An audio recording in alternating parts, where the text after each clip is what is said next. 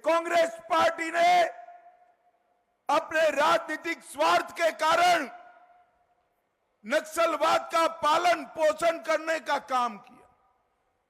मोदी जी जब प्रधानमंत्री बने 10 साल के अंदर समग्र देश से नक्सलवाद समाप्त हुआ, मगर छत्तीसगढ़ में बच गया क्योंकि यहां भूपेश कक्का की पंजाब सरकार थी, इसलिए बच गया। परंतु जैसे ही आपने विष्णुदेव साय को मुख्यमंत्री बनाया, कमल फूल की सरकार बनाई, हमारे गृह मंत्री और मुख्यमंत्री ने 4 ही महीने में करीब करीब 90 नक्सलियों को समाप्त करने का काम भारतीय जनता। 123 लोग अरेस्ट किए गए और 250 लोग हथियार छोड़कर शरण में आए। मैं आपको विश्वास दिलाना चाहता हूं, 2 साल दीजिए, मोदी जी को तीसरी बार प्रधानमंत्री बना दीजिए, छत्तीसगढ़ की भूमि से हम नक्सलवाद को समाप्त कर देंगे, समाप्त कर देंगे। भाई और बहनों, आज मैं यहां आया हूं तब मोदी जी ने 10 साल में ढेर सारे विकास के काम किए, मैं उसकी बात बाद में करता हूं। परंतु मोदी जी ने कई काम तो ऐसे किए जो 1-1 हजार साल तक कोई कर ना पाएगा। मुझे बताओ भाई, ये छत्तीसगढ़ राम का नैनिहाल है, अयोध्या में राम मंदिर बनना चाहिए था या नहीं बनना चाहिए था? जोर से बोलो, बनना चाहिए था या नहीं बनना चाहिए था? एक कांग्रेस सरकार 70 साल से राम जन्मभूमि के प्रश्न को अटका कर रखती थी, लटका कर रखती थी, भटका कर रखती थी। आपने मोदी जी को दूसरी बार प्रधानमंत्री बनाया, 5 ही साल में केस भी जीता, भूमि पूजन भी किया और 22 जनवरी को प्राण प्रतिष्ठा कर कर जय श्री राम।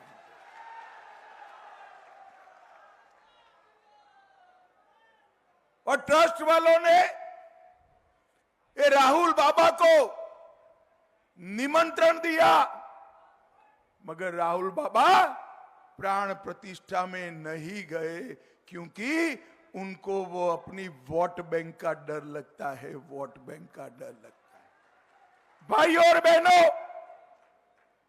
जो लोग वोट बैंक की राजनीति करने के लिए रामलला की प्राण प्रतिष्ठा का निमंत्रण ठुकरा दे, वो लोगों को इस देश पर शासन करने का अधिकार नहीं। दुर्ग वालों, मुझे बताओ, ये कश्मीर जो है हमारा है या नहीं है? अरे जोर से बोलो, खरगे तक आवाज जानी चाहिए, कश्मीर हमारा है या नहीं है? एक खरगे साहब कहते हैं राजस्थान छत्तीसगढ़ वालों का कश्मीर से क्या लेन देन है? अरे खरगे जी, इस देश को आप जानते ही नहीं हो, आयु भली से पार कर गए, इस देश को पहचान नहीं पाए।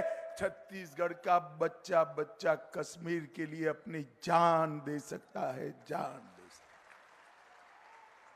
है। भाई और बहनों, फिर से एक बार एक कांग्रेस पार्टी अपने वोट बैंक की लालच में कश्मीर में धारा 370 को अनेक साल तक संभाल कर रखी।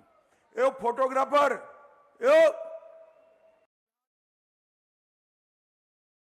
साल तक संभाल कर रखी और एक अनोरस बच्चे की तरह गोदी में बिठा दिया। आप सभी ने मोदी जी को दूसरी बार प्रधानमंत्री बनाया। मोदी जी ने 5 अगस्त 2019 को धारा 370 को समाप्त कर दिया। और ये कश्मीर हमेशा के लिए भारत का हिस्सा बन गया। भाई और बहनों, मैं आपको बताना चाहता हूं, मैं पार्लियामेंट में जब कश्मीर का बिल लेकर खड़ा हुआ, ये विजय जी थे, राहुल बाबा कहते थे धारा 370 मत हटाइए। मैंने पूछा क्यों ना हटाए, तो उन्होंने कहा खून की नदियां बह जाएगी। अरे राहुल बाबा, 5 साल हो गए, खून की नदियां छोड़ो, किसी की कंकर चलाने की हिम्मत नहीं है। कंकर चलाने, ये नरेंद्र मोदी सरकार है। नरेंद्र मोदी सरकार ने इस देश से आतंकवाद को समाप्त कर दिया। भाई और बहनों, यूपीए की सरकार थी, सोनिया मनमोहन की सरकार थी, आए दिन पाकिस्तान से आलिया मालिया जमालिया घुस जाते थे, बम धमाके करते थे, कोई कुछ नहीं करता था। आपने मोदी जी को 14 में प्रधानमंत्री बनाया, फिर से पाकिस्तान को आदत जो लगी थी, उरी और पुलवामा में हमला किया।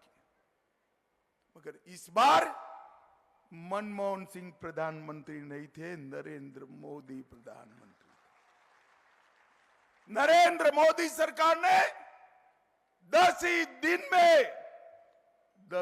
दिन में सर्जिकल स्ट्राइक और एयर स्ट्राइक कर पाकिस्तान के घर में घुसकर आतंकवादियों का सफाया करने का काम नरेंद्र मोदी जी ने इस देश को सुरक्षित करने का काम। मोदी जी ने 25 करोड़ गरीबों को गरीबी रेखा के बाहर निकालने का काम, 80 करोड़ गरीबों को प्रति माह 5 किलो चावल प्रति व्यक्ति प्रति माह मिलता है। और मोदी जी को तीसरी बार प्रधानमंत्री बना दो, 29 तक मिलता रहेगा, कोई नहीं रोक पाएगा। 12 करोड़ शौचालय बनाकर गरीब माता बहनों को सुरक्षा और सम्मान देने का काम नरेंद्र मोदी जी ने किया। 4 करोड़ गरीबों के घर बनाए। और मैं कहता हूं, तीसरी बार प्रधानमंत्री बना दो और 3 करोड़ घर बनाकर घर बगर का पूरे देश में कोई नहीं रहेगा। 10 करोड़ लोगों को उज्ज्वला का कनेक्शन दिया, गैस का सिलेंडर दिया। ये माताएं बहनें बैठी हैं, सिलेंडर फिल करना पड़ता है ना, करना पड़ता है या नहीं भाई बताइए, करना पड़ता है ना। मोदी जी को तीसरी बार प्रधानमंत्री बनाओ, पाइप से गैस में घर में पहुंच जाएगी, सिलेंडर बिलिंडर की झंझट ही नहीं रहेगी। भाइयों बहनों, 14 करोड़ लोगों को घर में नल से जल देने का काम प्रधानमंत्री जी ने किया। और मित्रों, एक गजब प्रकार का चुनाव, एक और 23 साल तक मुख्यमंत्री प्रधानमंत्री रहा हुआ एक व्यक्ति जिसका नाम नरेंद्र मोदी है, 23 साल में उस पर 25 पैसे का आरोप नहीं लगा है, 25 पैसे। और दूसरी ओर 12 लाख करोड़ के घपले घोटाले करने वाले एक कांग्रेसी नेता, यूपीए के नेता इकट्ठा हुए। किसको चुनना है?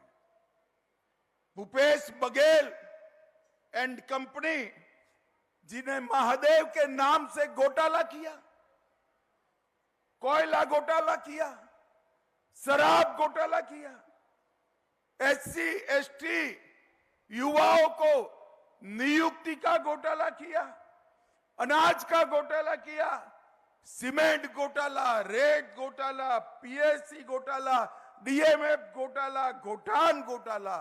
अरे शर्म करो भूपेश, देश भर के 75 साल के इतिहास में कई घोटाले हुए, गाय के गोबर को तुम अकेले खा गए। ये 12 लाख करोड़ के घपले घोटाले करने वाली कांग्रेस पार्टी आई है, फिर से नया कपड़े पहन के घमंडिया गठ रामलीला मैदान में इकट्ठा होते और कहते हैं हमें चुनो, मोदी जी देश को बर्बाद कर देंगे। अरे मोदी जी ने देश को 11वें नंबर से 5वें नंबर का अर्थतंत्र बनाने का काम मोदी जी ने किया। भाई और बहनों, मैं आज यहां पर आया हूं तब हमारे मुख्यमंत्री विष्णुदेव साय और अरुण साव और विजय को भी बहुत बहुत बधाई देना चाहता हूं। भारतीय जनता पार्टी ने वादा किया था माताओं को मातारी वंदन योजना तहत चेक भेजने का काम करेंगे। मुझे तो लगा भाई 5 साल का वादा है, 2-3 साल लग जाएंगे।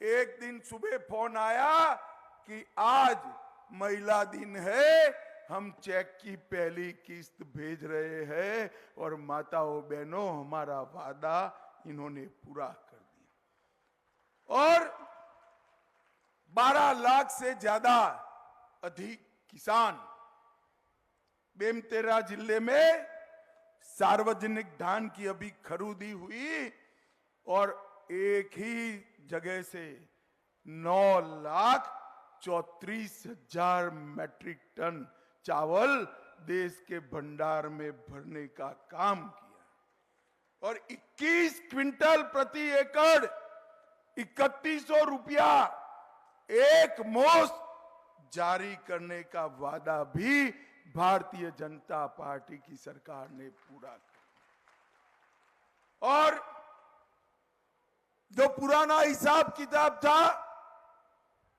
उसका भी 12 लाख से अधिक किसानों को पुराना बोनस भी देने का काम भारतीय जनता पार्टी की सरकार ने किया। भाई और बहनों, मैं भी सुन रहा था ये राहुल बाबा को तोते की तरह किसी ने ओबीसी समझा दिया है। राहुल बाबा, देश के जितने भी दल है इसमें पिछड़ा वर्ग का अगर कोई विरोधी दल है तो आपका दल कांग्रेस पार्टी है। भाइयों बहनों, कांग्रेस पार्टी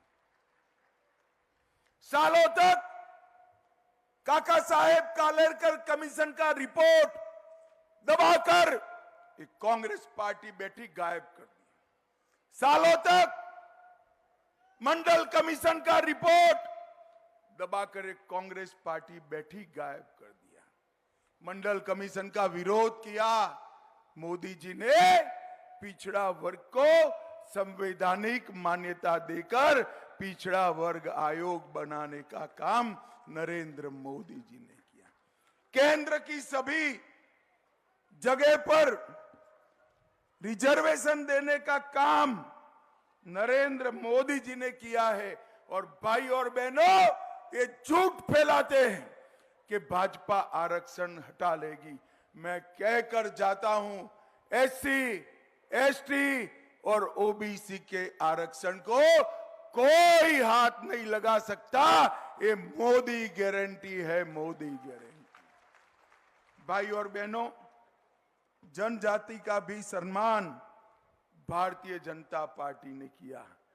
और ये विजय भाई आज बहुत कम बोले, चुपचाप बैठ गए हैं, मगर मैं आपको बताता हूं, आपके क्षेत्र के काम के लिए हर मंत्री से झगड़ा करने वाला सांसद कोई अगर एक है तो आपका सांसद विजय बघेल। ग्राम सड़क योजना के लिए सबसे ज्यादा 500 किलोमीटर की सड़क दुर्ग क्षेत्र में आई।